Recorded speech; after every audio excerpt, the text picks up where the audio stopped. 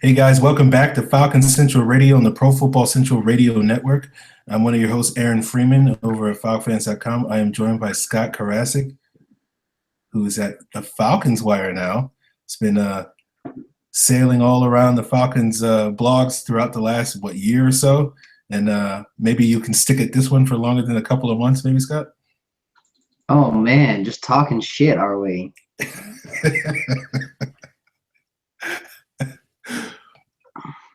But on today's show, the story about that is I'm okay with the whole what went down at Blogging Dirty. The plan wasn't really for me to be there long term anyway. Okay. All right. I don't know anything about that.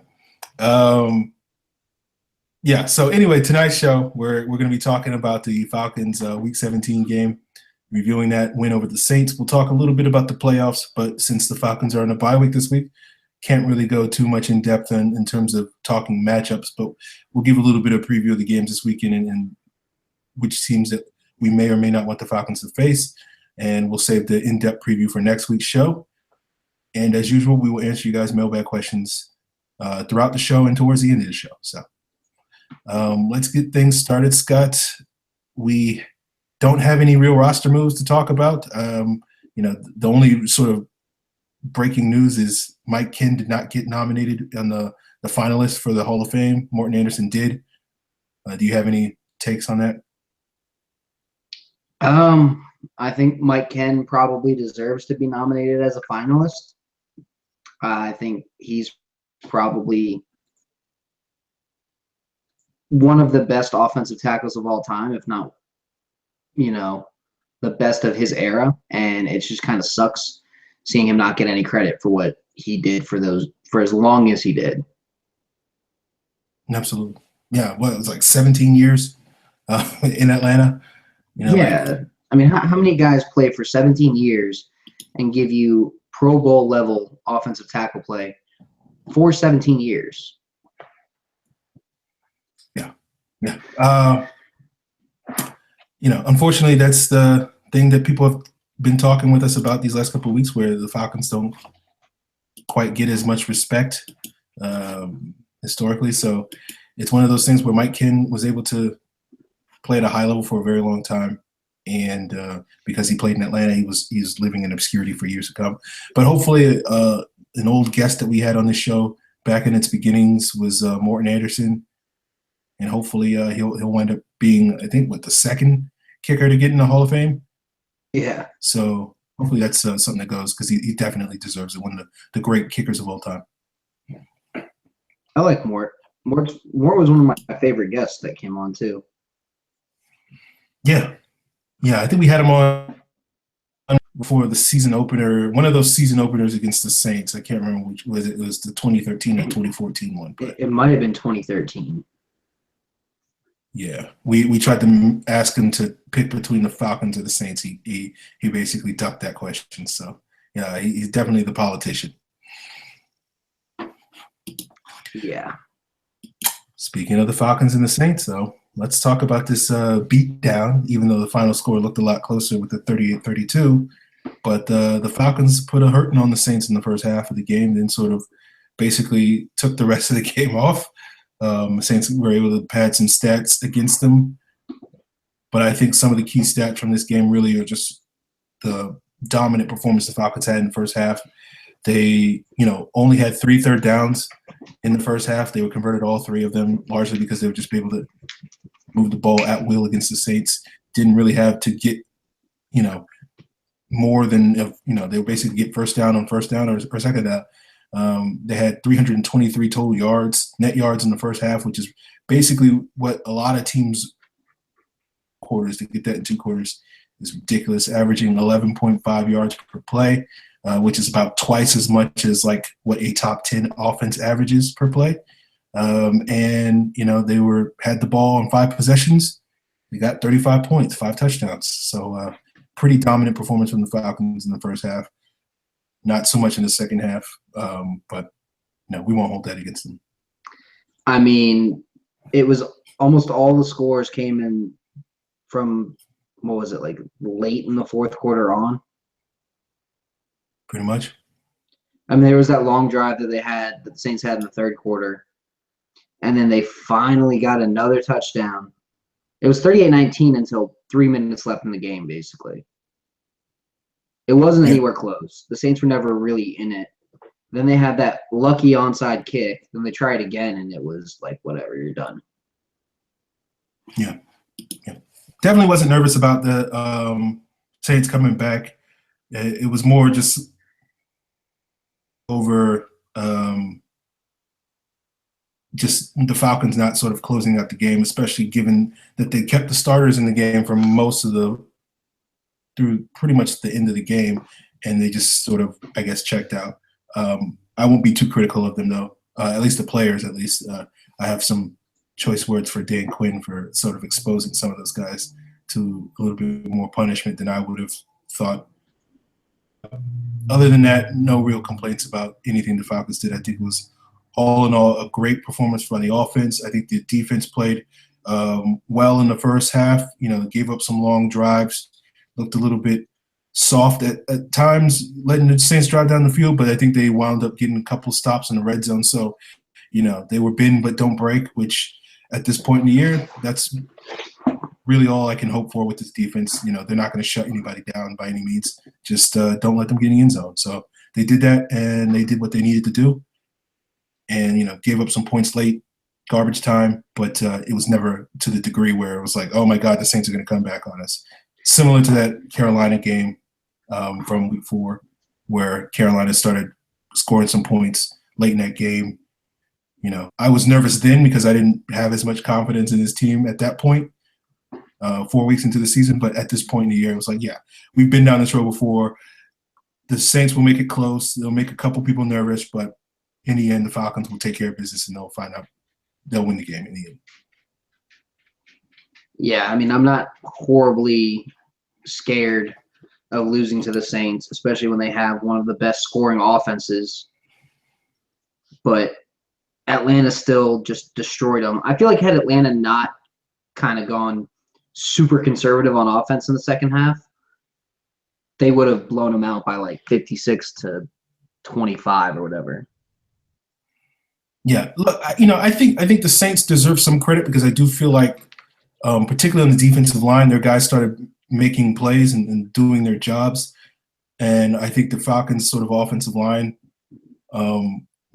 was probably a little checked out at that point because they were up,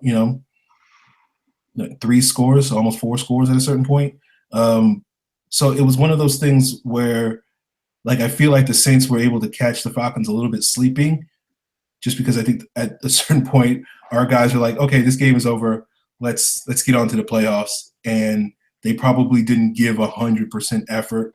Again, I don't blame them for that. But, I think that's one of the reasons why the Falcons offense sort of stagnated because they just weren't able to run the ball as effectively starting in the second and third quarters. And they weren't really sort of taking, they were being aggressive, but they weren't being frivolous, I guess, with, sort of their throws. So even though I know Shanahan sort of dialed up an aggressive game plan with trying to take some shots. I know when they were backed up on the goal line, he was throwing the ball and sort of exposing Matt Ryan to a safety. And there was even one time where he almost did get a safety. So I thought they were being aggressive, but they just weren't, they weren't getting the big plays that they were getting earlier in the game.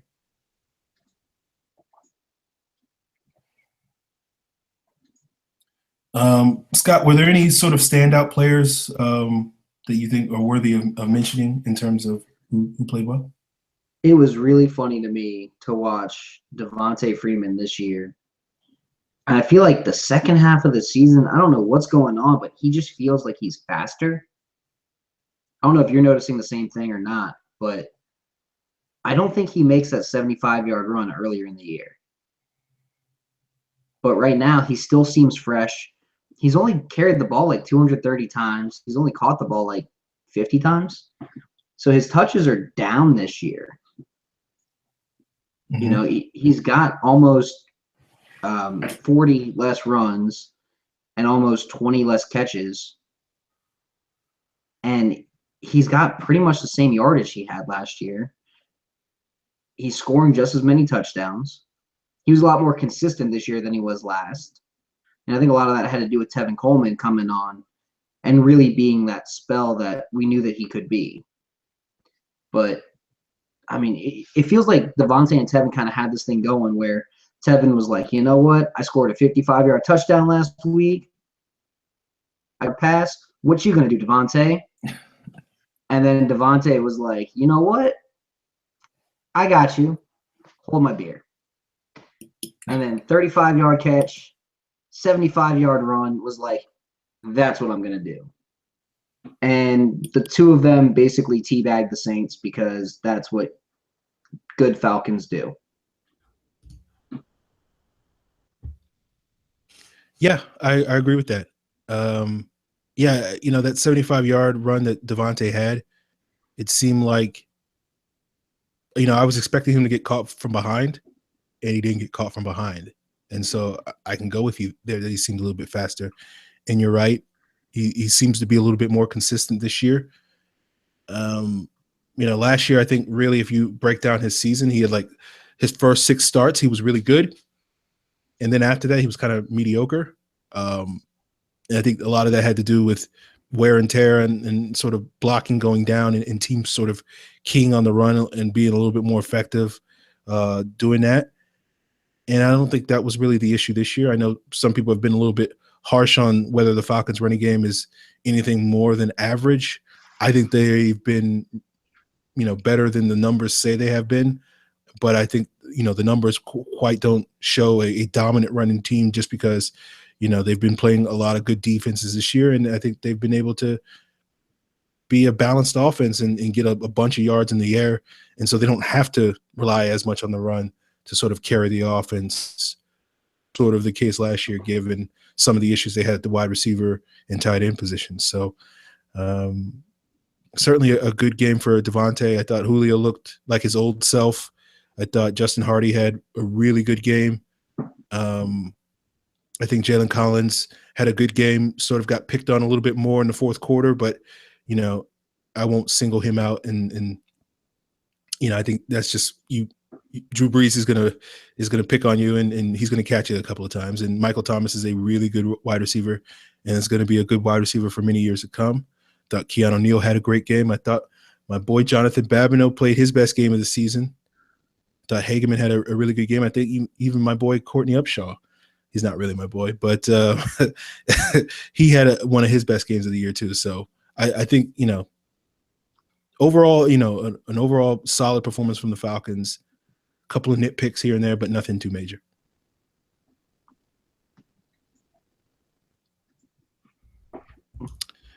You got anything else to add about the Saints game, Scott? You know, it's nice to see the Falcons sweep the Saints. It's nice to see the Falcons close out the Georgia Dome in sort of a dominant fashion the way that they did. I mean, it was what I was expecting. I was sitting there in the Saints bar the entire game, and I was just laughing the whole time.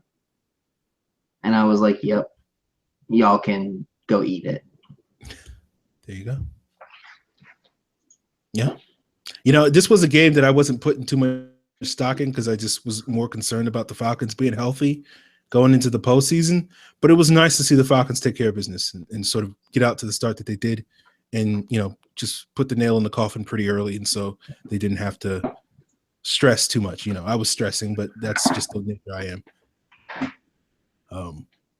But, you know, it's fine. We did get a mailbag question about the game specifically in regards to Justin Hardy. Andrew Schauweiler asked, do you think Hardy's one-hand catch was a catch? If Quinn would have challenged, refs would have called it a touchdown. It was definitely a catch. I definitely think that was a catch. And it probably would have been a touchdown had they challenged it. Yeah. Yeah, I'm with you. Like, you know, it wasn't something that I sort of caught live, but going back and rewatching the game, I was like, oh, yeah, he did catch that. You know, initially I thought, oh, he was out of bounds. And then I was like, oh, well, he didn't secure the ball going to the ground, but he did both of those things, got both feet in bounds, secured the ball going to the ground. Should have been a touchdown. So, if Quinn would have challenged it, I think it would have been overturned and they would have ruled it a catch. But, Was not a that the big one deal. when that was right before Matt Bryan kicked the field goal, right? Yeah. Yeah, that was a catch. That was definitely a catch. But whatever. Can't do anything about it. Let's talk a little bit about the playoffs this weekend. Now, obviously, the Falcons aren't playing. We're eagerly waiting to see, who wins these games to see if the Falcons, who the Falcons match up with next week. For those of you guys not knowing, the Saturday games are the early game is Oakland at Houston. The late game is Detroit at Seattle. On Sunday, the early game is Miami at Pittsburgh. The late game is the Giants at Green Bay. Obviously, and the most likely candidate to play the Falcons is probably Seattle since they're the 3 seed, assuming that they beat the Lions. But there's a pretty decent possibility that the winner of that Giants-Green Bay game also comes to Atlanta and Georgia Dome. Are you looking forward to watching any of these games, Scott? I might just take the weekend off. Maybe the Miami-Pittsburgh game, but that's because I'm going to have to watch that one. Okay. Why you got to watch it? Because Chelsea is a Pittsburgh fan. Okay. All right. But no, ideally I will watch Detroit, Seattle, and Green Bay Giants just to see how they all stack up. I have a feeling Seattle beats Detroit. We don't even really have to watch Green Bay Giants. Yeah. Who do you think will win that Green Bay Giants game, though? I keep thinking Green Bay will. I hope the Giants do just because I want to see Aaron Rodgers fall on his ass in the postseason, and people go, "Oh man, what happened to Aaron? Maybe he's not the MVP." And then Matt Ryan win and be in the NFC Championship game, and people go, "Okay, well maybe he is." Okay. You told me off air that you kind of want to play the Packers, so you basically is that something that you? No, after arguing with all these idiot Packers fans and seeing the fucking just absolute bias against Atlanta by just idiots on Twitter. No, I want to see Aaron Rodgers throw like 3 picks. And I want to see that team get destroyed. And then I want to see Packers fans be like, well, no, I mean, it's only a regular season award. Yeah, but it was a first-round exit. Eat a dick. Okay, there you go. Strong words from Mr. Karasik. Yeah, obviously I think Seattle's the more favorable matchup. I'd rather play them just because they're a terrible road team. And, I think they're they're not playing their best football. I don't think the Falcons will, it'll be a cakewalk against them by any means, but I do feel like that's the most favorable matchup for them going into the second round. So, I expect Seattle to beat Detroit. I do think Detroit will probably stands a better chance than most people are giving them. I think people tend to sort of write off Detroit as a team that has no shot at making it far in the postseason. I understand why people do that, but I don't think Seattle's all that good right now. So we'll see how that game goes. I do expect Green Bay to beat the Giants, but I do know the Giants tend to play very well against the Packers historically in the sort of Eli versus Rodgers matchups. So wouldn't be shocked with an upset there. If for some reason Eli's resurrected corpse decides to show up and play well.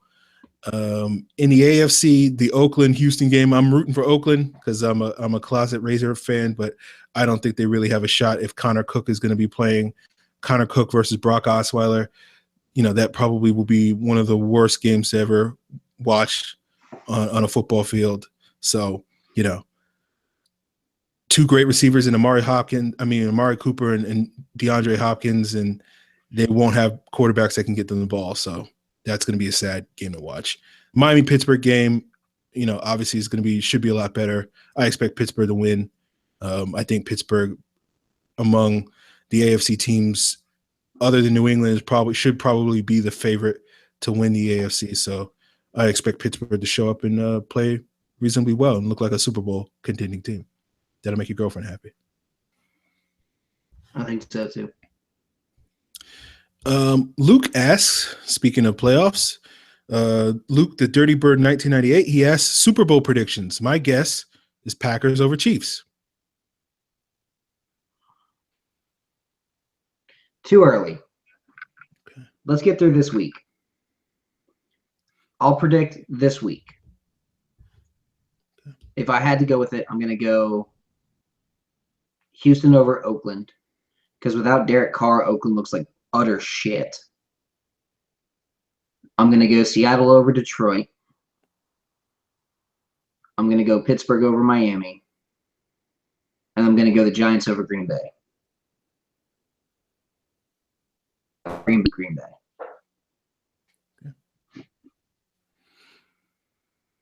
All right. I'll bite, Luke. I'll go Falcons versus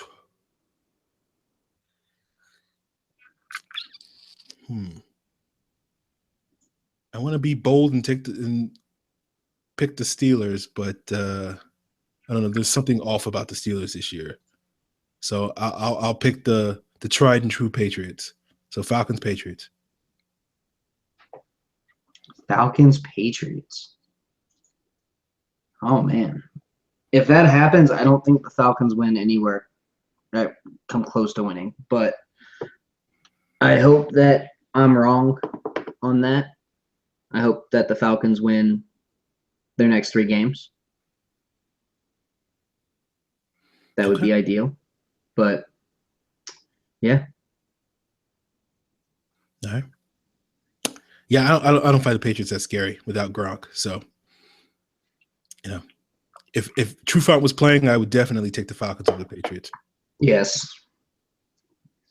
If Trufant was playing, yes. Because that adds another corner that gives you Poole to use as kind of that, like, what you were going to use Ishmael as. Kind of just throw him in there, have him blitz, have him just go crazy. And then you could have a lot of fun with Poole in the defense. Just using him a little bit everywhere.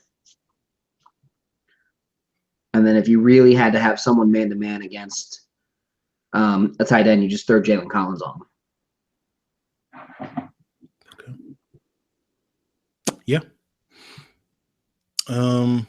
Let's get into these mailbag questions. Our first one comes from Digital Demon. He asked this last week. We missed it. Do either of you think Matt Ryan gets MVP, Beasley gets Defensive Player of the Year, or Deion Jones gets Defensive Rookie of the Year? I think Matt Ryan gets MVP. I legitimately think he gets it. Beasley getting Defensive Player of the Year, there's just 3 other guys I think that are better than him for that award this year. Von Miller, despite not having more sacks, has played better and has played more snaps in more of that all-around kind of guy. I think Landon Collins has had an insane year, especially for a safety. And I think if you had to go with one other guy, you have to throw Khalil Mack in there. But you can't give the Defensive Player of the Year to a guy on a bad defense. I mean, Von Miller, he's on a good defense. Landon Collins, he's on a good defense. Honestly, there's only really 2 guys that you would have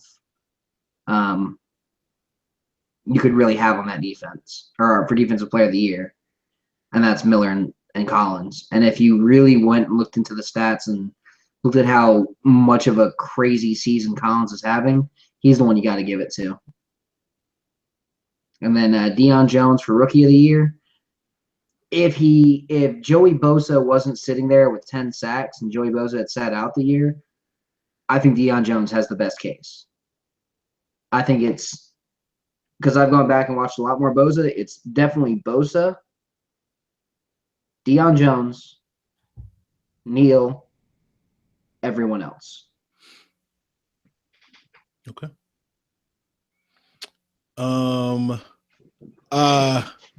I don't think Matt Ryan's going to get MVP, but I have no idea really. I don't know.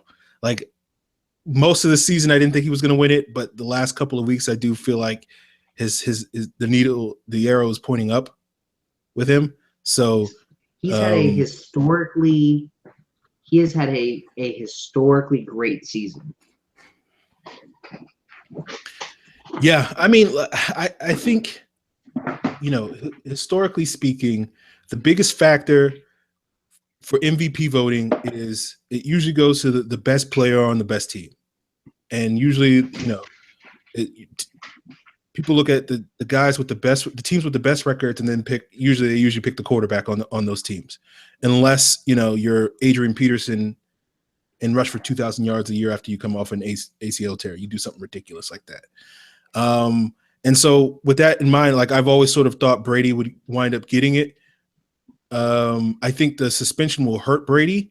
I think, to me, the question is going to be whether or not I think Brady, Ryan, and Aaron Rodgers are probably going to get the most votes out of the three. I think you're going to see a lot more of a split vote this year than you have in previous years, where it's usually like the winner gets 45 to 49 votes and whoever else gets like one or two. So I feel like Matt Ryan could win because he'll win a plurality as opposed to a majority of votes. But it's going to really depend on people saying, no, I'm not voting for Brady because he was suspended. And it's going to be people saying, I'm not going to vote for Rodgers because the first half of his season, he wasn't that good. So how many voters would do that? Because Ryan had a better second half than Rodgers had too. Like Ryan played better the last 6 games than Rodgers did. That's what I don't get. And before anybody sits here and thinks, oh, well, Rodgers has better film. No, he doesn't. If you think Rodgers has better film, it's just because you haven't watched Ryan's. Both of them have had great film this year. Both of them have had plays where they've turned nothing into either touchdowns or just insane throws that you don't want a guy to make. That throw that Ryan made to Joshua Perkins in Carolina, that's an MVP throw. That throw that he made to Sanu just a few days ago, right in the end zone, the throw itself may not have been perfect, but his pocket presence was MVP caliber. It's little things like that he's been doing this year that he's never done. His ability to find 13 different guys for touchdowns, to find 10 different guys for 2 touchdowns, both NFL records. He set an NFL record for yards per attempt on an individual game basis. No one had ever been as consistent as he is, with over 7.91 yards per game every single game. Matt Ryan did it. And you know what the second place number was? 6.47 by Kurt Warner during the Greatest Show on Turf. And before that, it was like 6.2. So I don't want to hear any bullshit from some of these people who are like, Matt Ryan's not the MVP. Fucking watch him. There you go. Scott's very passionate about it.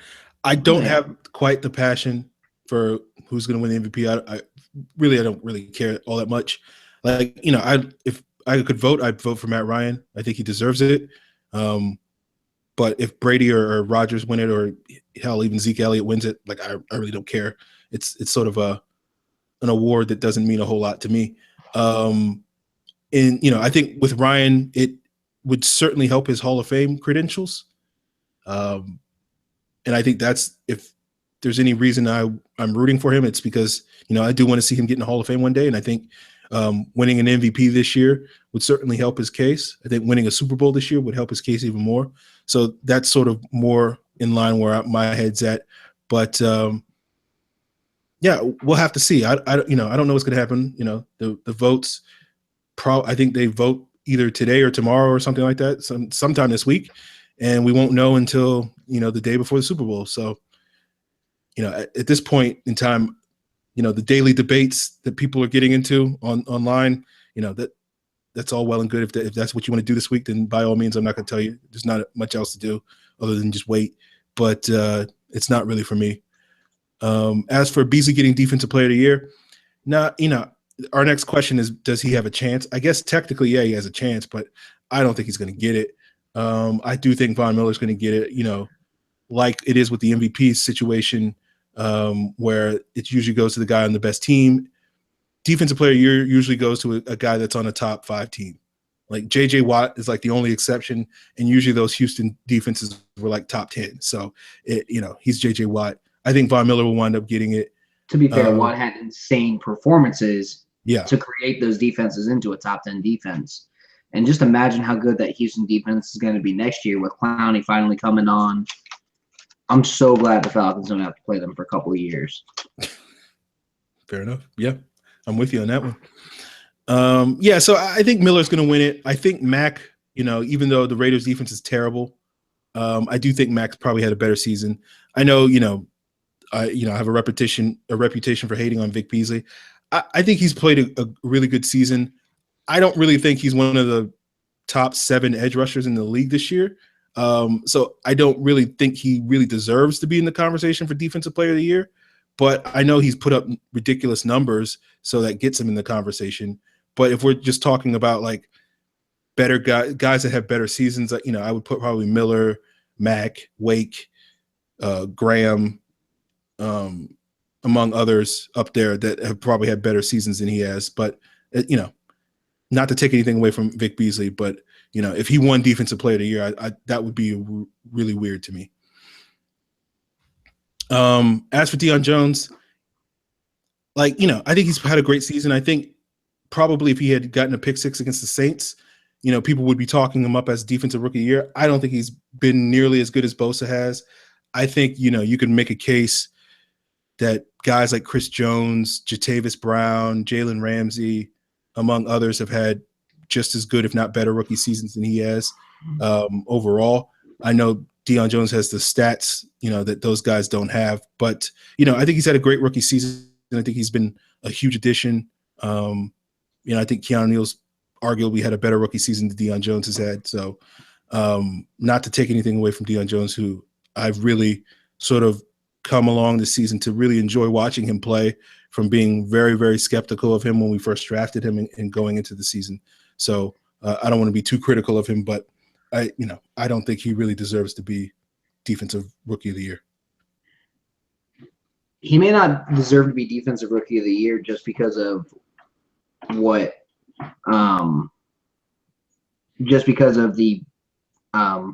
it called? Of how good Bosa's been. But when you look at if you compare his rookie season to Luke Kuechly's,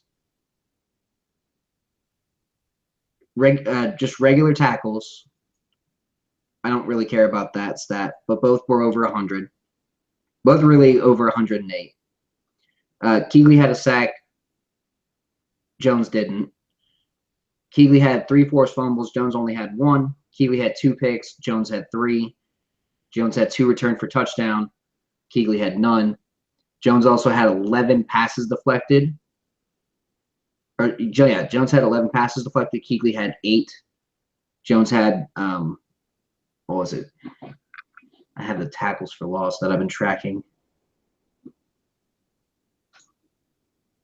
Because you got to get them from the box score. Jones had 5 tackles for loss. Kuechly had 8.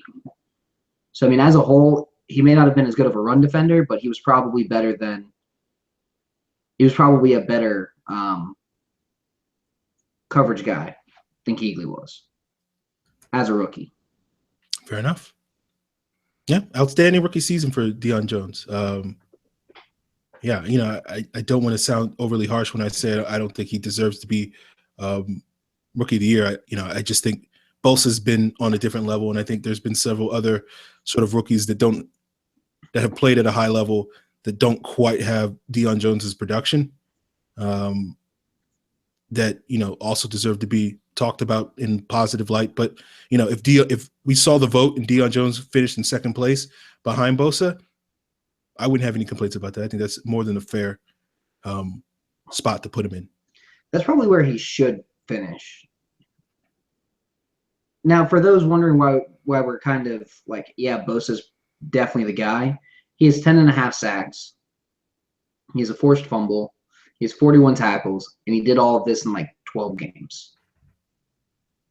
And he did it on San Diego, who shouldn't have been seeing as many pass plays against them as they did. Bosa's just a monster. Now, you can make an argument for Yannick Ngakoue. He's got 8 sacks, 4 forced fumbles, 3 pass deflections, and a pick. But almost all of his production was early on. Leonard Floyd had a pretty solid season, too. If you're looking at it from that perspective,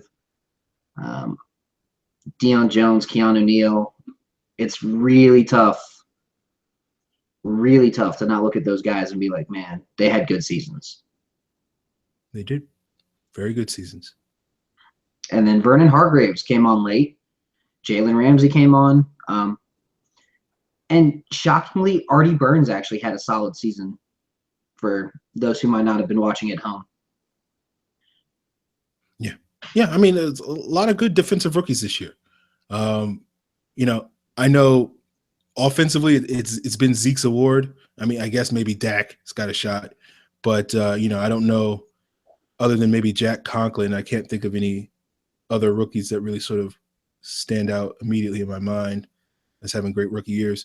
But I think there's been a lot of I forgot about Jordan Howard. Yeah, another good choice. I think a lot of good rookies this year, and now I'm thinking of Cody Whitehair and Hunter Henry and some of these other guys that Michael Thomas for the Saints. Yeah, so I think this year was a good draft class in terms of getting guys that came in playing above expectations, all playing well. Certainly I know myself, and I think more people didn't expect these rookies to have as good a rookie season. We knew that they would get playing time just because, they were replacing guys like Paul Warlow and whatnot. But, for them to come on the way that they have, I think was a little bit unexpected and a little bit surprising, and certainly a pleasant surprise.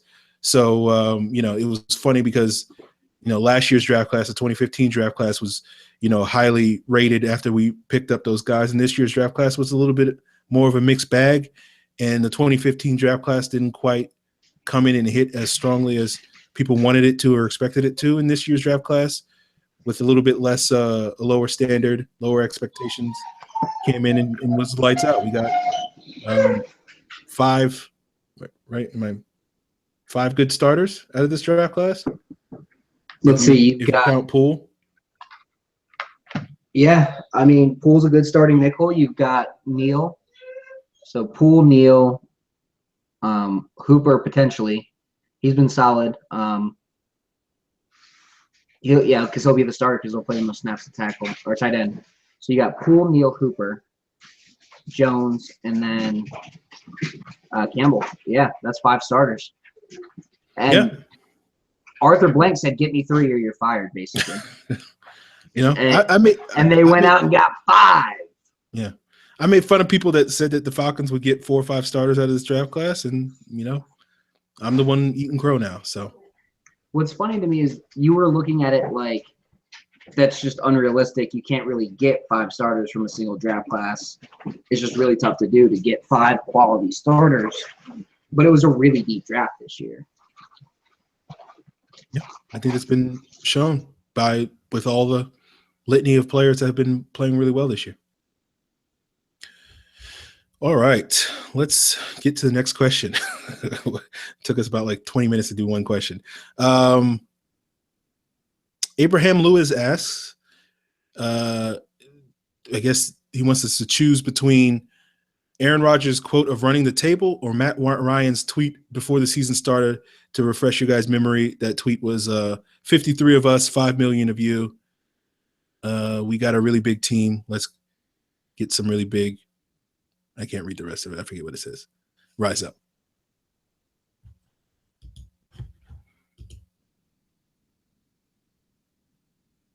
Your mic's turned off, Scott. Sorry. It was, we got a really big team.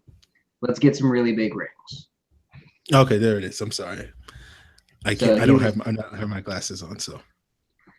He was talking about, hey, let's get the best, let's win some championships, basically. Yeah. I'll take Matt Ryan's tweet. He called his shot, and from the get-go, not in week 10 or whenever Rodgers called his shot. So he also called his shot at the beginning of the year. He said, "Yeah, we're going to average over 30 points per game." He didn't say 33. He just said 30. He's like that kid at the top of a class, like you're in a math class in college, and the guy's like, "Yeah, man, I'm just going to go and try and get an A," and then he gets an 100 on a damn class every single time, and you're like calculus 3. You're like, this motherfucker here, this curve breaker. That's what he's done this year. He's broken the curve for how you can grade a quarterback on this season. He's done all of this with what, 500 and it was like just over 500 attempts. Probably the least amount of attempts he's had since his second season. I think so. 534 attempts. I think the only other time he's thrown for less attempts was his rookie year or his sophomore year. Sorry. Yeah, he hadn't had this few attempts since 2010 or 2011. Yeah, I mean, we talked about it before. He's had a great season, no doubt about it. Next question comes from Digital Demon. How would you feel about the Falcons drafting David Njoku in the second round? I would love it. I know Aaron may not be 100% on who that is, but David, tight end from Miami. A dynamic tight end receiving threat who could play that H-back role in the offense. Go for it. I'm down. Do that all day. Yeah, I haven't seen him play, but I've heard good things about him. So I'm for taking an athletic tight end, especially if he can play in line and sort of be that seam stretcher. Then that's exactly the type of player I want. So if he's that guy, then yeah, I'll be cool with it.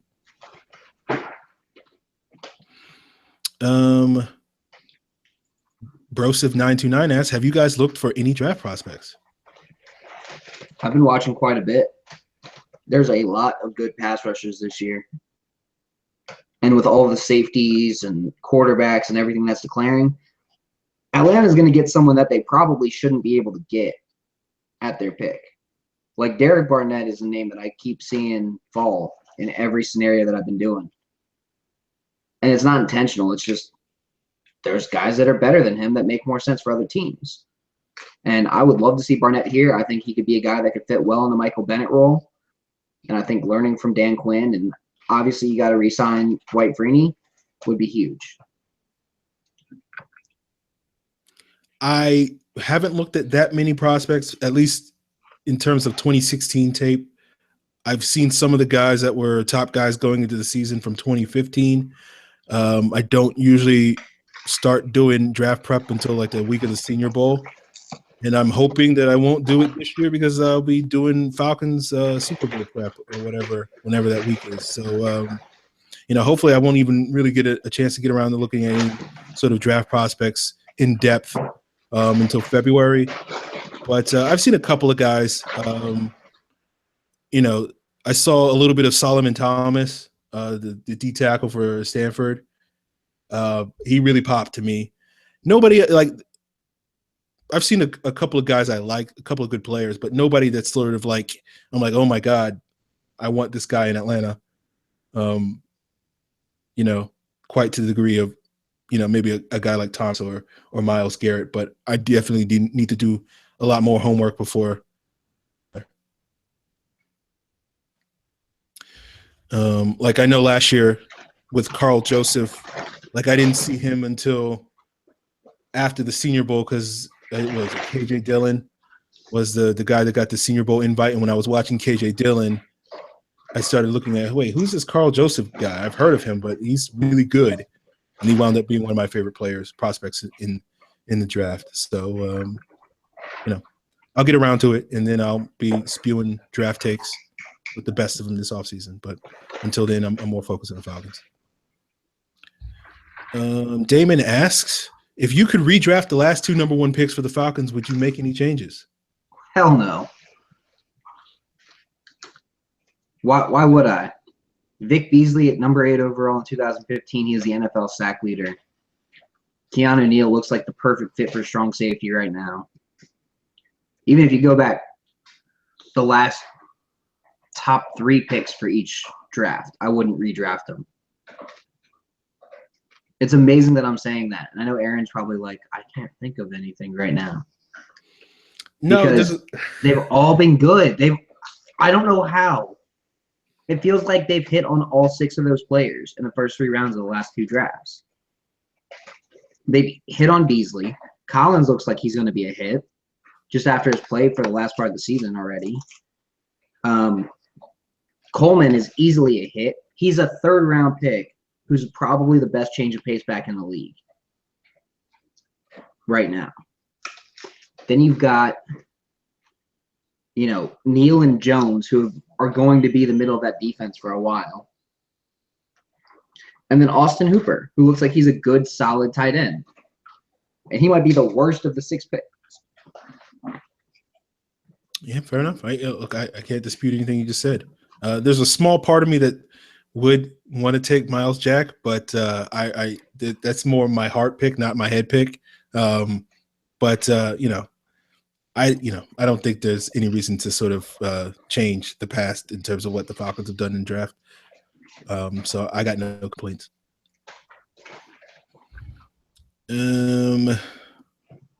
Vienna Falcons asks, how much of the offense's improvement can be attributed to Raheem Morris's move to wide receiver coach, Gabriel's emergence, for instance?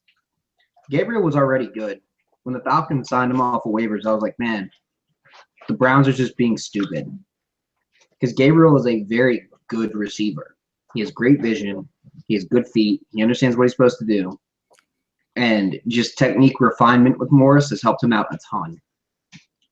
And technique refinement, learning under Julio and seeing Julio's preparation has probably helped him a ton too. So overall, I think Morris has been good as a wide receiver coach, but I think his role as assistant head coach and kind of being that bridge from Shanahan to the players has really been what's made the offense better. Yeah, I don't want to diminish anything Raheem Morris has done because I'm not in that building, so he could be doing great work. But I look at our wide receiver core and I don't really see anybody performing outside their norm. I think certain guys have certainly contributed more than we expected them to.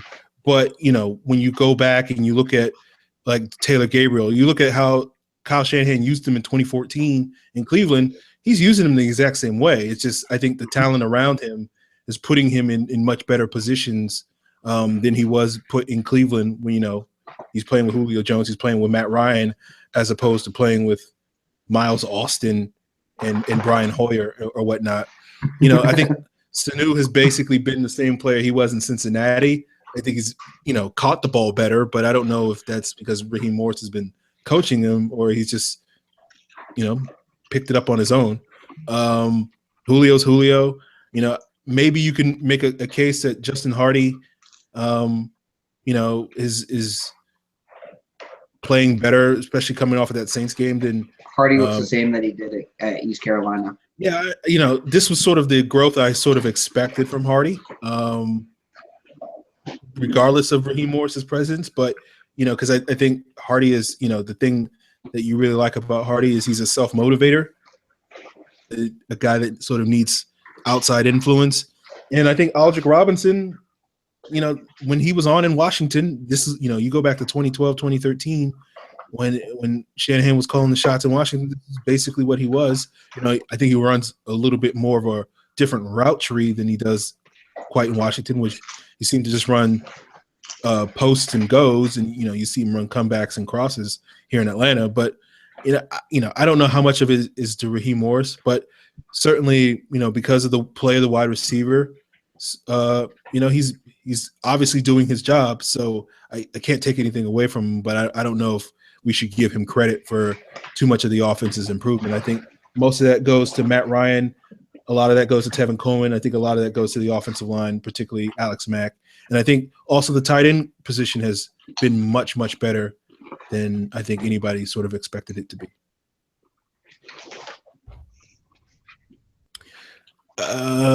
Luke asks, an Atlanta Falcon just led the league in sacks. How many times have you creamed in your jeans on that thought alone? I had Vick Beasley as the number 1 overall player in 2015. I never thought he would actually lead the league in sacks. I thought he'd be like a 10 to 15 sack guy consistently who would give you solid run defense on top of it. And the fact that he led the league in sacks, yeah, it's only 15.5 sacks, but the fact that he led the league in sacks is huge. I never thought a Falcon would lead the league in sacks for a long time. So I'm very happy with that pick. I'm very happy with the fact that he did. Yeah, and now I'm sitting here. Go ahead, Aaron. I sort of saw Vick Beasley as more of like an 8 to 12 sack guy. And so for him to, I knew that he had the potential to do more. But for him to do it this early was quite a revelation. Like this type of season that he's having this year in terms of the production, I expected him to have next year. Like I still feel like he's even going to be better next season, even though it may not be completely reflected in the sacks. Like you could see a scenario, and this is not a prediction or anything, but it's a possibility. Like you could see a scenario where next year he only has like 7 sacks, but he's a much better player. So it'll be interesting to see how he builds off of this year. You could also see a scenario where he winds up getting 18 or 19 sacks or something like that, and being in a position where he's potentially breaking the single season record. So that's also a possibility as well. So it's going to be very interesting to see and how much development and how much improvement he shows next year. But expecting him to lead the league in sacks was certainly something that came as a huge shock to me with this season. And the Falcons pass rush, what we finished with like 34 sacks this year. I think that was around the ballpark of where we were sort of predicting, somewhere north of 30. I think I said 35. And yeah, somewhere like the 30 to 34. 35 range, I think. So they did it. They did. Now the priority this offseason needs to be getting Vick someone to help him out on the other side. Yeah. Consistently. And someone who can play the 3 tech. Or the 1 tech consistently. I wouldn't mind if they took Vita Vea in the first round of the draft. Big nose tackle who athletically is a lot like Haloti Ngata. Okay. I've seen a little bit of him. I wasn't overly impressed with his pass rushing ability, but then again, I've only seen a little bit.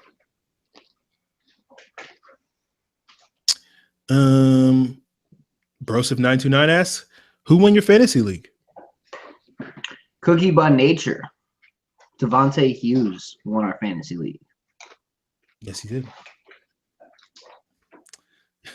Stellar fantasy season for Aaron Freeman. No, not at all. Horrible season in all 3 of the leagues I played in. Give a shout out to the first runner-up. The first runner-up is Chelsea. She's sitting right next to me. There you go. She had to get that in, rub some salt in the wound, I guess. It's okay. I won 3rd place. I didn't. I won 10th place. That's about as skilled as you are in fantasy, though.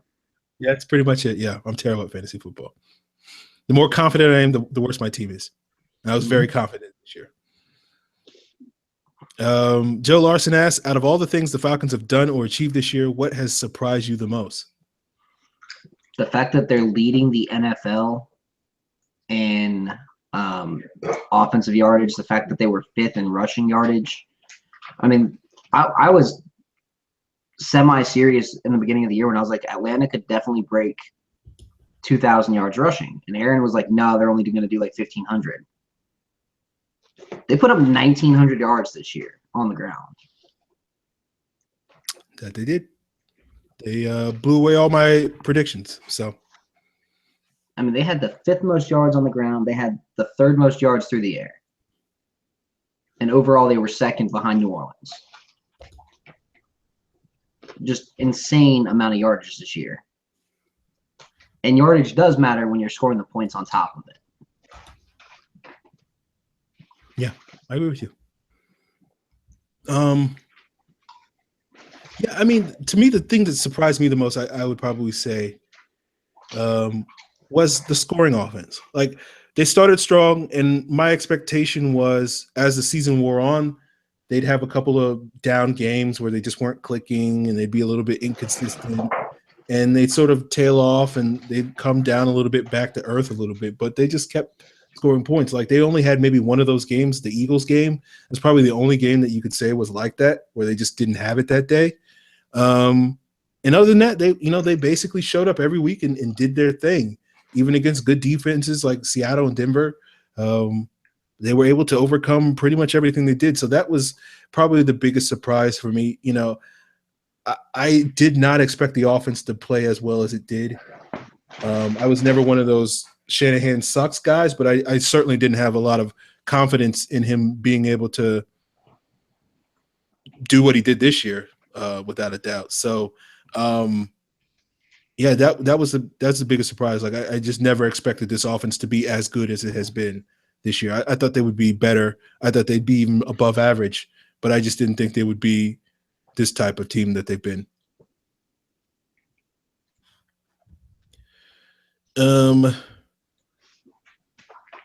Abraham Lewis asks, and Cookie by Nature, our fantasy winner, all have similar questions. Abraham asks, thoughts on the media blatantly disrespecting Matt Ryan's historic year? And Devontae asks, what will it take for the media outlets to respect the Falcons? A Super Bowl championship for that last one. And then they're blatantly disrespecting his year, but there's a lot of guys on NFL.com, a lot of guys on ESPN who are like, yeah, you know what? He really is the MVP. So, I mean, yeah. Graziano was like, no, Ryan's the MVP. Chris Wessling of NFL.com was like, no, Ryan's the MVP.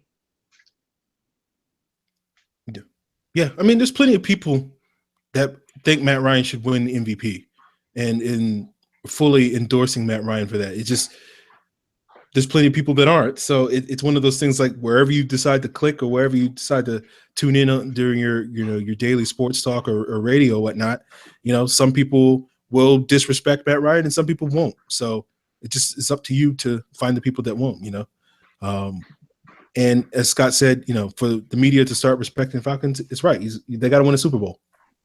Even if they make it to the Super Bowl this year and lose, people will still up. The same old Falcons. They always choke. So they won't start getting respect until they win a ring. Bottom line. And if they do win a ring this year, Aaron and I are going to be freaking out because neither one of us expected them to come close to that. I expected 10-6 in a wild card. They've gone 11-5, division title, and a bye week. If they can get to the NFC Championship game, I'll be happy. Yeah, I expected 8-8 in a playoff miss, and I thought best case scenario was 10-6 in a wild card.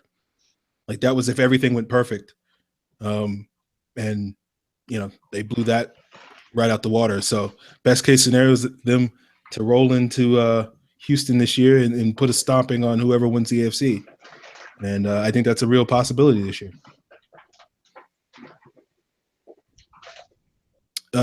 Abraham Lewis asks, what are your thoughts on Mr. Blank as an owner and what's he done for this franchise? I love what Arthur Blank's done for this franchise.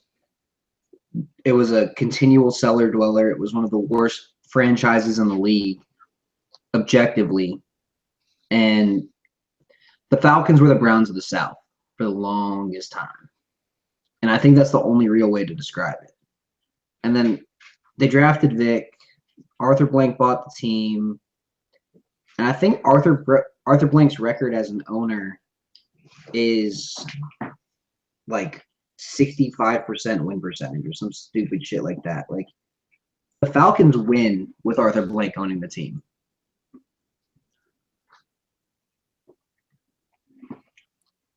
I think it's closer to 50%, just off the top of my head. But it's like 55%. What I'm yeah, saying. Like it's yeah. a positive. Well, Under I mean, Rankin Smith, it was 37%. yeah, the previous ownership, it was much lower than that. So certainly 50 is much bigger than that. So, yeah, look, I think I've had some issues with Arthur Blank in terms of certain things with, I think some of the personnel issues we had under the previous regime. I think sort of his character first mentality sort of contributed to us not getting quite as much talent as we could have gotten. I do think the new stadium is a little bit of a cash grab, but I understand it. I don't blame him for that. But other than those two issues, I don't really have a problem with Arthur Blank. I think he's a good man. I think he's been a great owner. I think he has obviously the last 15 years under his watch have been the best 15 years of this team's history by far. It's not even a contest. You'd be lucky to string together 5 years anywhere close to what the last 15 years have been on a consistent basis. There have been downs like the 07 season, but it's mostly been ups. Even most of the downs, the Falcons are still 7-9, 8-8, those sorts of things. So I think he's brought without a doubt, he's brought a lot of positive changes to this team. I think he's one of the best owners in the NFL. I think he's one of the few authentic owners in the NFL. I think he's done great things for this franchise, despite some of the occasional rants I might go on about other things that aren't as positive. But 98% of it is good, 2% of it is okay. So no complaints. Abraham Lewis asks, Morton Anderson or Matt Bryant for all the marbles on a 58-yard field goal? On a 58-yard field goal? Matt Bryant all day. Morton doesn't have the leg anymore. He probably didn't have the leg in the first place to hit it from that deep. I think in the 90s he had the leg to do it. This is if you're taking like 1998 Morton Anderson versus whenever Matt Bryant, I might take 98 Morton Anderson, prime Morton Anderson. But probably any other time I'd probably take Matt Bryant just because he's been a little bit more clutch, but Mort was clutch when back when in his day. So this is basically a toss up. Obviously, because when I first started rooting for the team, I think Norm Johnson was actually the kicker, but Morton Anderson, I sort of grew up watching him kick, and he was always, he's a potential Hall of Famer, and always have positive feelings about Mort. So it's hard for me to pick anybody over him, but Matt Bryant certainly is capable of being the one guy that I would choose over him. Abraham Lewis asks, what are the odds of Vick retiring a Falcon like Rice did with the 49ers? I'd be okay with that. That 1-day contract that ends. If the hatchet really is buried, I'm okay with it. Yeah, I mean, after Sunday, I would say the odds are higher than I thought they were. If you had asked me 3 months ago or 6 months ago, I've been like probably 0. But I don't know what the odds would be now, but significantly higher than that. So I think they need to reconcile. Like I don't understand holding the grudge. It's 9 years ago, almost 10 years ago. Like at a certain point, you just kind of have to get over it. Like, I heard people were saying that, they booed Keith Brooking. Like, that was like 5 years ago, guys. Like, let it go. Like, there's no reason to be holding grudges against former players that, did one thing that pissed you off 5 years ago. It just doesn't make any sense to me. Pretty much. I agree. Speaking of that, Abraham Lewis asks about what are our thoughts on the halftime ceremony? What do you think of the Vick invitation? He says, I love Vick, number 7. I'm sure he does. I didn't think they should have honored Vick in really any way. Not because of the whole dogfighting thing, but because he admitted that in the past that he didn't give a damn about the city or the fans or anything or about football here, and it took him going to jail to start giving a shit. That's the reason why I didn't really think that they should have honored him. That being said, he is one of the legends of the Dome.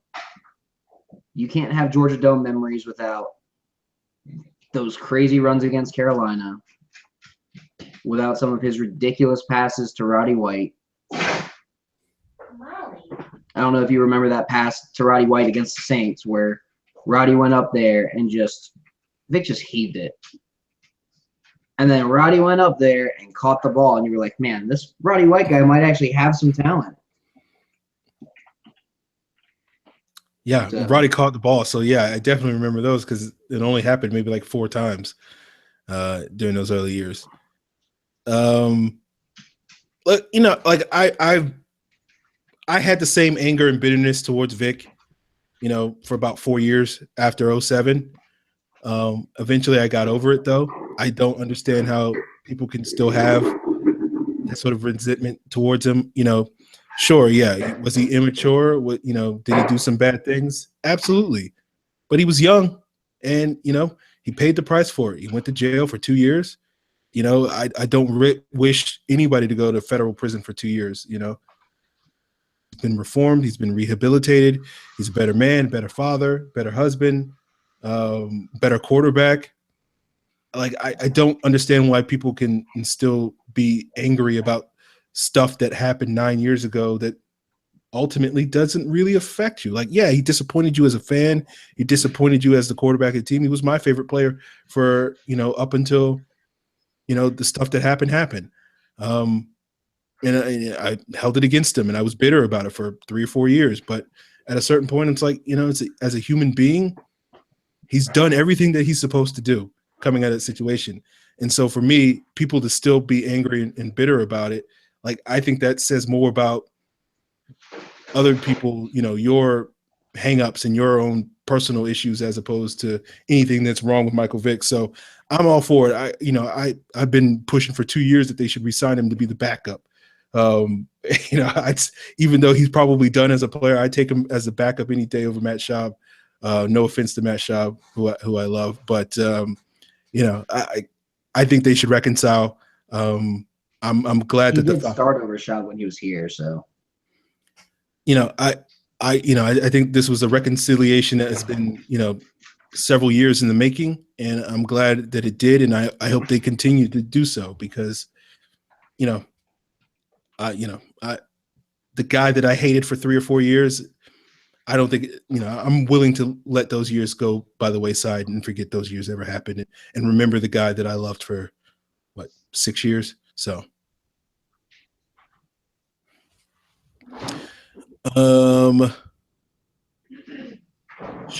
Joshua Hammond asks, should the Falcons draft or sign free agents for linebacker depth?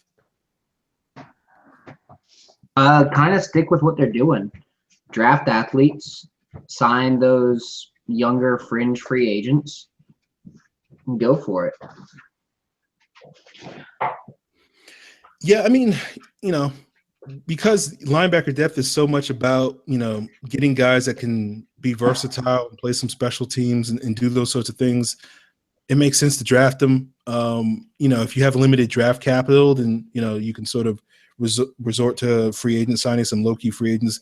The beautiful thing about the linebacker position is I do think it's one of those positions that, quality reserves can be had for relatively cheap because everybody's looking, for those 3-down linebackers that, can do everything. And some of the guys that may be a little bit more one-dimensional sort of fall through the cracks. So you can get some competent players like, we've seen with Phillip Wheeler. Hasn't quite been that guy this year, but, you go back to last year and sort of the contributions he made in the second half of that season, you can find players like that. So I wouldn't be against the Falcons signing some veteran guys that sort of slipped through the cracks in like the second or third wave of free agency. But, I do think they need some added linebacker depth. I expect Warlow to come back, just because of his special teams value. Whether Leroy Reynolds or Wheeler come back remains to be seen. But, I think the Falcons could certainly use the free agency to supplement their depth and get some more veterans in here to sort of help Deion Jones and Devontae Campbell take those next steps. I agree. And it's not like you got to spend a shit ton of money to go out and get some of these guys. I mean, you could go out and get like Mark Herzlich, who isn't really great, but he's a good he's probably someone you could have for depth. Go out and get like Josh Bynes. He's not amazing, but he's solid depth. Daryl Smith wouldn't be a bad idea. Hell, Malcolm Smith, if they went out and signed him, wouldn't be a bad idea. Don't give him the contract that he got in Oakland, but bringing him in wouldn't hurt. I mean, there's guys out there, Stephen Tulloch, Bruce Carter. I wouldn't mind them going out and getting Zach Brown as another guy to compete for some time. I like Audie Cole. I'm probably one of the few that does, but I do like Audie Cole. Kevin Minter wouldn't be a bad depth guy. I mean, there's guys out there. Yeah. I mean, linebacker is one of those positions where you have a bunch of guys that you probably wouldn't want starting, 10 plus games in a season. But if they have to fill in for 3 or 4 games here or there, there's plenty of guys out there that can get the job done. So I feel like you can always find quality linebacker depth in the league. It's just, if you don't have quality starters, then you're kind of screwed. Abraham Lewis' next question is, if Kyle leaves and to any of the 4 interviewing him, will he have the same success, or is Kyle's success due to the depth and talent Atlanta has at the most important positions? Atlanta has always been able to put up points. I mean, I don't think he'll have the same success elsewhere. Just because I don't think there's a quarterback at any of these teams that's as good as Matt Ryan is. I don't think Jared Goff is as good as Matt Ryan. I don't think Paxton Lynch is as good as Matt Ryan. I don't think Blake Bortles is as good as Matt Ryan. What was the other one? San Francisco? San Francisco, he could pick his own quarterback in the draft, which I almost would be okay with if I was him. I'd be like, you know what? I'm going to take Deshaun Watson and run my scheme with him. But it all depends on the situation, who his people are. Like, I would be very shocked to see him. I'd be very shocked to see him leave this offseason unless he's got some control on who his quarterback is. Yeah, look, the bottom line is it's a very low probability that he's going to find a quarterback as good as Matt Ryan. Despite what many, opinions are on Matt Ryan not being anything special, particularly prior to this season, he's much, much, much better than your average NFL quarterback that enters the league. Even if Deshaun Watson is everything that even his biggest fans think he's going to be, he's not going to be anywhere close to the caliber of quarterback that Matt Ryan is today or was last year, probably for another 3 or 4 years. That's just the reality of the NFL. It takes guys 3 or 4 years to really get going and be good. And unless you have a great supporting cast around you, you're probably not going to be all that good or win that many games early in your career. So, I don't expect him to have that sort of – obviously having like a number 1 scoring offense. I do think his scheme can make average quarterbacks look decent. It did for Brian Hoyer. It did for Kirk Cousins. It did for Matt Schaub. So I do feel like he can make it work to a certain extent with some of these other quarterbacks, like a Kaepernick, like a Bortles, like a Trevor Siemian or Lynch, or what's the other team? Jared Goff. I think the main issue is going to be, can he build up a supporting cast over these next couple of years, comparable to what he has in Atlanta. Obviously, Denver, needs a couple of pieces on their offensive line and maybe a new tight end. And if they can get above average quarterback play, then they have a pretty good offense. And with a good defense, they can win a lot of games. Jacksonville has a really deep wide receiver core, terrible offensive line. But if they can get competent quarterback play, they can be a pretty good offense. They showed that last year when Blake Bortles wasn't being terrible. And Jared Goff, I don't think Jared Goff is all that good, but I also don't think he's as horrible as people, like to pretend that he is. But they need a major upgrade at wide receiver and on the offensive line. So, and San Francisco basically is the same way. They basically have Carlos Hyde, and that's really about it. So, probably not going to see, if he leaves for any one of those 4 teams other than maybe Denver, not going to see a high level of success. But there's other potential jobs that might become available. Indianapolis, Cincinnati, San Diego. We'll see how that goes. And I do think he could probably have a lot more success in those cities than he would in these other ones.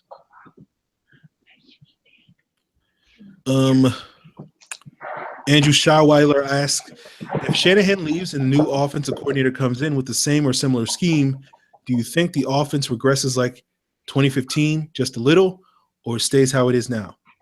I think it's going to regress a little just because you can't have the most insane offense that the Falcons have ever had back-to-back years. Now, if it gets better, that'd be ridiculous. I would love it, but I just don't see that happening. But yeah, no, it'll be a fun. I think it'll continue as long as it's a similar scheme to what they've been running this year. Yeah, I mean, I think you look at what Malarkey and Cutter were consistently. They were in the top 10 or 12 offenses in the league. So I feel like that's sort of their floor. But yeah, you should expect a little bit of a regression to the mean a little bit. We'd like the 7th best scoring offense ever. I don't expect you to repeat that. Probably won't repeat that, come close to repeating that. You'll probably only get 27 points a game next year. Averaging 33 points a game is ridiculous. But 27 puts you probably in the top 6 or 8 teams most years. So, that's probably 27 would put you at 3rd this year. There you go. A touchdown less, and you're still a top 3 offense. So there you go. That's just how insane Atlanta's offense is this year. It literally matched the greatest show on turf. Yeah. So, I expect them to come back down a little bit to earth, but I do expect them to sort of still be in the mix in the top 5 or 10 offenses in the league, regardless of who's the offensive coordinator.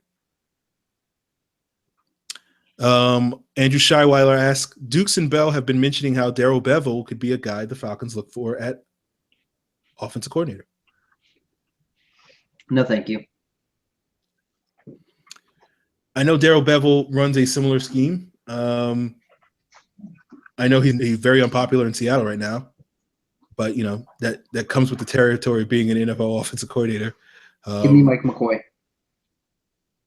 But if he gets fired and the Falcons pick him up, I won't be distraught by any means. I'll give him the same chance that I'd give anybody. But he's certainly not the sexiest pick that you could have, but he's experienced. So, a decade calling plays in the NFL.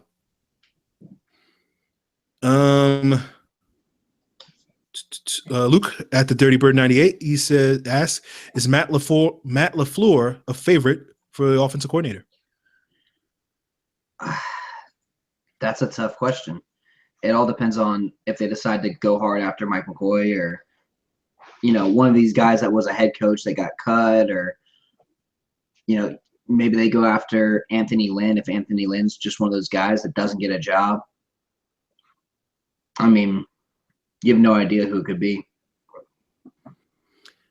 I would be surprised if LaFleur gets it for two reasons. The first reason is, he's only really been an offensive coordinator for 1 year at a D2 school like 8 years ago.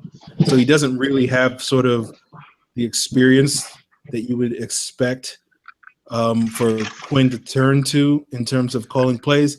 And I also think if we're talking about Kyle Shanahan leaving, I do think he's going to take a bunch of our assistants with him because most of the offensive coaching staff are Shanahan guys that he worked with in Cleveland or Washington, other than I think Wade Harmon and Raheem Morris. So you could very much well see like the quarterback coach, which is LaFleur, his brother Mike, who's an offensive assistant, the wide receiver coach, the offensive line coach. You could see all those guys leaving and go with Shanahan potentially. Raheem Morris? No, not Raheem Morris. I was saying other than Raheem Morris and Wade Harmon. So it's a possibility. So I would be surprised if Matt LaFleur, if Shanahan gets another job, I don't think Matt LaFleur would be Quinn's first choice for offensive coordinator because he doesn't really have a lot of experience, and there's a good chance that he would leave with Shanahan. And the idea that the Broncos, I wouldn't mind bringing in Rick Dennison.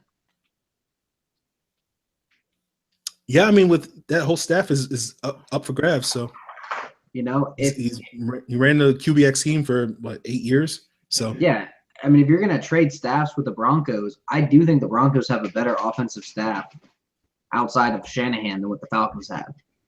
Dennison, Knapp, Stoodsville. I mean, Stoodsville and what's his name, Bobby Turner. They're interchangeable, but they're both great running backs coaches. I would keep Raheem Morris at wide receivers coach.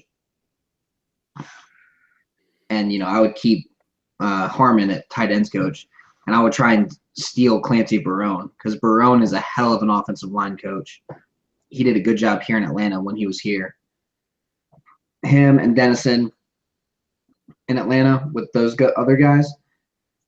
The fact that Kubiak retired is huge. Yeah. Luke asks, this may be a racy question, so prepare yourself. Is the Falcons defense coming together? I mean, when they were actually given help by the offense and they weren't conservative against the Saints, yeah. I mean, the first 3 quarters, they held the Saints to 13 points. And if you look at it from even up to 3 minutes left in the game, they held the Saints to 19 points. I think they're coming together enough to where you don't have to worry about them giving up a shit ton of points to one of the great offenses. The Saints were the second best offense in the league.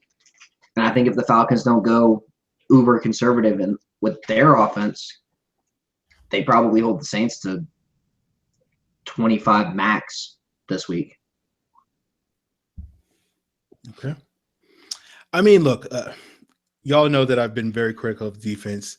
I think objectively speaking, have they been improved over the last 6 games than where they were over the previous 6 games?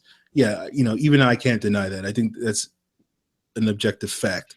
Where I sort of fall a little shy of saying they're coming together is I still feel like this team is going to win or lose based off of how their offensive performs. I think the defense, a turnover here, a sack here or there can do some things to contribute to a win, but I don't feel like a big difference in whether or not the Falcons win the game. Like, Falcons beat the Saints because they scored 38 points. The Falcons beat a lot of these teams because they scored 33, 35, 42, whatever. It's not because the defense is out there getting consistent stops. So when people say they're coming together, like they're not terrible, yeah. Are they coming together where they actually really affect the outcomes of games? But that's me always giving that caveat. So Outside of the Rams game, like that was a legitimate. I think they've had a couple of legitimate, really strong performances. Denver, Carolina, the Rams, but I do think more so in that, particularly in the Broncos game, that was really the offense, scoring 23 points against the one of the best defenses in the league and whatnot. So, and the other thing I'll add before we move on to the next question is I don't think it's a coincidence that the defense always seems to play well when the offense is scoring points. And then the minute the offense goes into a lull, the defense starts to struggle. Play with energy and confidence when the offense is doing its thing. And when the offense isn't, then they get a little exposed a little bit more. Okay. Bruce Leong, Big Boy Brewski asks, chances of Mario Williams coming to Atlanta? There's a rumor out there that Mario Williams is going to get cut. I know Aaron's seen it. I know I've seen it. If he comes to Atlanta, I would be open to it. On a prove-it deal, but I would be open to it. I think he could play that same role that Tyson Jackson's playing in the base while also providing some better pass rush in the nickel. And if for whatever reason he's an asshole and he doesn't play his ass off, you just cut him. If he ends up not being a good locker room guy, you just cut him.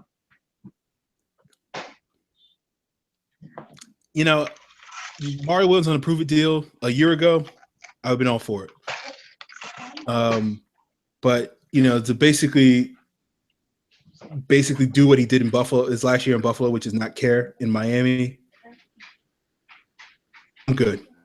I'd rather go out if you're going to get an old veteran pass rusher that you're hoping that you can sort of resurrect one last year out of. I'd much rather see the Falcons go after someone like Julius Peppers or DeMarcus Ware or somebody like that. If you're signing Mario Williams, you're basically desperate for anybody. And I think that's what Miami did. They were desperate. They didn't get anything out of him for good reason. Mario Williams might as well hang up the cleats because he's done, based off of how he's played the last 2 years from what I've seen. I'm kind of shocked they got as much as they did out of Andre Branch this year. I thought Branch was always a decent player in Jacksonville and Spurs. Yeah, but he was a lot more consistent there this year, especially with his run defense. Okay. The Julio Jones clone at ATL Sports 404 asks, what's your favorite moment from the 2016-17 Falcons regular season? My favorite moment from the 2016 regular season. God. I'm going to say when the Falcons were up 35-13 on the Saints. And it was just like, this team, this is a special team. You just had that feeling like, I'm happy. This is a great season. They swept the Saints. They swept the Panthers. And the only reason why they really split with the Bucs is because that first game was the first week of the season. I don't think if they play the Bucs again under the exact same conditions as that first week of the season, say if that game was like the third week, I don't think they lose that game. Just because they were so undisciplined that early part of the year on defense. And that's what killed it. Okay. I'm trying to think if there's – I know like mid-season I had one particular moment that stood out to me, and I'm trying to think if there was anything in the second half of the season that sort of eclipsed that moment, and I can't think of anything off the top of my head. To me, my favorite moment was in that Week 4 Panthers game where the Falcons got up big, and then Carolina started driving back on them, and they scored I think 3 touchdowns in 8 minutes or something ridiculous or something like that in the fourth quarter. And it was like, oh, here we go. Falcons collapse, classic Falcons. Again, this was early in the season, so pardon my negativity at that time. And then Julio took that slant to the house for 75 yards. That was probably my favorite moment, where it's just like any chance that the Panthers had at making that comeback and any sort of nervousness I felt in that moment, it was like, nope, Julio took care of business. You mean when And the Falcons were up 34-10, and then the Panthers scored a couple touchdowns, and then that massive touchdown to Julio? That was yeah, awesome. yeah. So I can't think of anything in the second half of the season that sort of eclipsed that. So I'm going to go with that. I'm going to stick with that one. That was my favorite moment of the season. If I had to pick a second, it would be that time when Vick Beasley sacked Jared Goff, knocked the ball out of his hands, picked it up, and ran it in for a touchdown. Yeah, I did enjoy That- the non-dunk at the end. That was a great. That moment, was too. that was probably like yeah, this team is gonna. That was the moment that I knew this team was gonna finish out the season 4-0. Like in their last 4 games, I was like, yeah, these are tune-ups for the playoffs. Atlanta is hot going into the playoffs for the first time ever. Yeah, they usually sort of back into the playoffs most years. Like in 2012, they were 2-2 in their final 4. In 2011, they were 3-2 in their final 5. In 2010, they had lost their second to last game, and they beat Carolina, but Carolina that year was just shit. And then 2009, they missed the playoffs because of games against Philly and New Orleans. And then 2008, they kind of backed in, or they had a strong ending, but they weren't ready for Arizona that year. But this year it just feels different. It feels like they've got a more complete team than they really have ever had. I agree.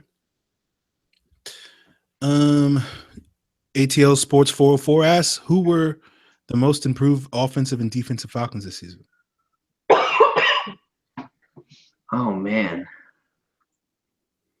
I think Tevin Coleman probably takes the cake on offense. I would say on offense, Tevin Coleman and Andy Levitri. I'll throw him in there because I think playing next to Alex Mack and Jake Matthews taking a step up helped out too. And then on defense, I think you've got to give it to Jalen Collins and Vick Beasley because I think they both have really improved from last year. Yeah, I mean, Beasley, I think with the second half he had, I would give it to him. Probably, if mid-season, I probably would have said Grady Jarrett maybe. So, yeah, but, yeah, I'd probably pick Coleman and Beasley. ATL Sports 404 asks, Aaron has stated the run D could be a concern in the playoffs. How did the run D look to close out the year? They did pretty well the last 3 games against Carolina, New Orleans, San Francisco, and even LA. I know you're not talking world beaters, but Atlanta held the Saints to it was 5.7 yards per carry, but they kept handing it to Ingram in nickel situations when they were down. So Atlanta had their big pass defense in there. Against Carolina, it was 5.2, but almost all of it was on 2 runs. One by John Stewart for 20, one by Fozzie Whitaker for 19. So if they can limit the big plays in the run, they'll do a lot better. And then the same thing with the 49ers. There were 3 runs that were basically half their offense. You had 107 yards, but you had 2 17-yard runs and a 9-yard run. They really had 64 yards on 17 carries and then 3 big runs. So I'm not too worried about that one. And then the Rams,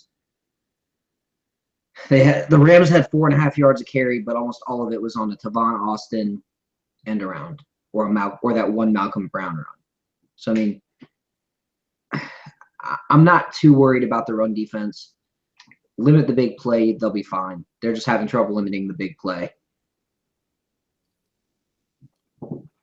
Yeah, I don't have as surprise, I don't have as praising a assessment of the run defense. I do think it's still the biggest weakness on this entire roster. I do think it's a concern primarily against Dallas, more so than anybody else, just because how good their run game is, how good their offensive line is really. I think in that game in particular, it could be problematic if the Falcons, for whatever reason, get off to a slow start offensively, and Dallas is able to just sort of pound the rock down our throats and sort of control the clock in a similar way that Philadelphia did. I think that's the one concern you have with the run defense. I don't think the run defense is very good. I think they've benefited quite a bit from our offense's ability to sort of get up early in games and at that point sort of make teams a little bit more one-dimensional than they'd probably rather be.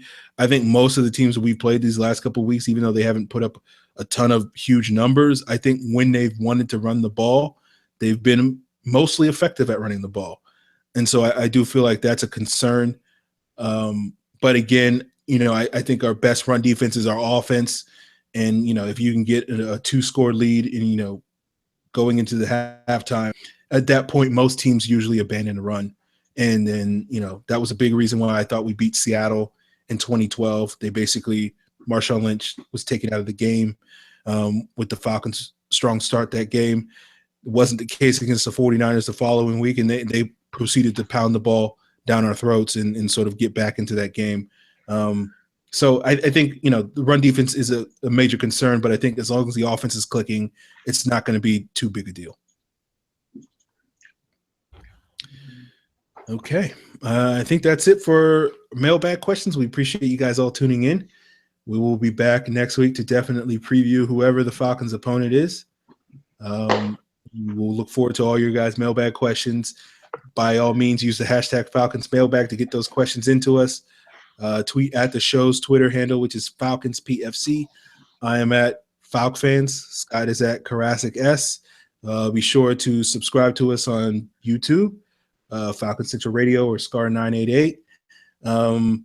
You can also find our archives at ProFootballCentral.com. You can find us on TuneIn, Stitcher, or iTunes. Give us a rating and review there. Give us a thumbs up on YouTube. Give us all that stuff. Help more people find the show. And we'll be back next week to talk more Falcons playoff matchups and possible Super Bowl matchups.